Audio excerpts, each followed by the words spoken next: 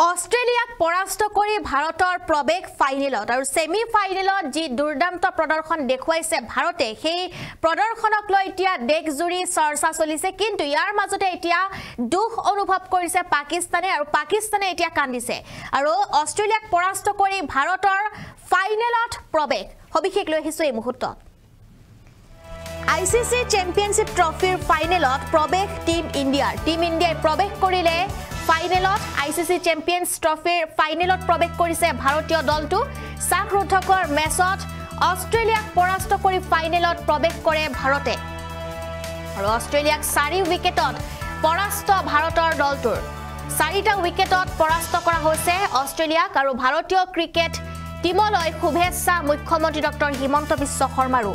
আমি জনাই আছো এই মুহূৰ্তৰ এটা অতিকৈ গুৰুত্বপূৰ্ণ খবৰ এই সাহৰুদ্ধকৰ মেচত এতিয়া যেটো ভাৰতৰ জয় আৰু ভাৰতে এতিয়া দেখিবলৈ পোৱা গৈছে ভাৰত এইবাৰ ফাইনেলত প্ৰৱেশ কৰিছে দুবাইত ফাইনেল খেলিব ভাৰতে ফাইনেলক লৈ কিয় কান্দিছে পাকিস্তানে কিন্তু কান্দিছে এই খবৰৰ পিছতে চেম্পিয়নছ ট্ৰফিৰ ফাইনেলত ভাৰতৰ প্ৰৱেশ পাকিস্তানত এতিয়া কান্দোনৰ ৰোল দেখিবলৈ পোৱা গৈছে আয়োজক হৈও দেশৰ মাটিত ফাইনেল আয়োজন কৰিব নোৱাৰে পাকিস্তানে আৰু 3 দশক ধৰি দেখি থকা সপোন থানবান হল পাকিস্তানৰ এই সপোন তেওঁলোকৰ থানবান হৈ পৰিছে যেটো দুবাইত ফাইনেল খেলিব ভাৰতে পাকিস্তানত না যায় আৰু তাৰ বাবে দুবাইতে হ'ব ফাইনেল মেচখন পঞ্চমবাৰৰ বাবে চেম্পিয়নছ ট্ৰফিৰ ফাইনেল খেলিব ভাৰতে এয়া এটা অত্যন্ত ভাল খবৰ দেশৰ বাবে আৰু 9 মাৰ্চত দুবাইত অনুষ্ঠিত হ'ব চেম্পিয়নছ ট্ৰফিৰ ফাইনেল খেলখন 9 মাৰ্চত দুবাইত অনুষ্ঠিত হ'ব চেম্পিয়নছ ট্ৰফিৰ ফাইনেল খেলখন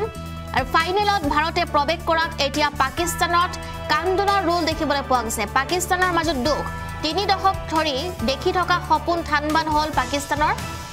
তেওঁলোকে যি সপোন দেখিছিলে সেই সপোন থানবান হৈ ৰল চেম্পিয়নছ ট্ৰফি আয়োজন কৰিও পাকিস্তানত পাতিব নোৱাৰে ফাইনেল মেচখন তেওঁলোকে কিয়নো ভাৰত না যায় পাকিস্তানলৈ দুবাই আৰু লাহোৰৰ গদ্দাফি ষ্টেডিয়ামত ফাইনেলৰ বাবে আছিল নিৰ্ধাৰিত আৰু সেমিত ভাৰত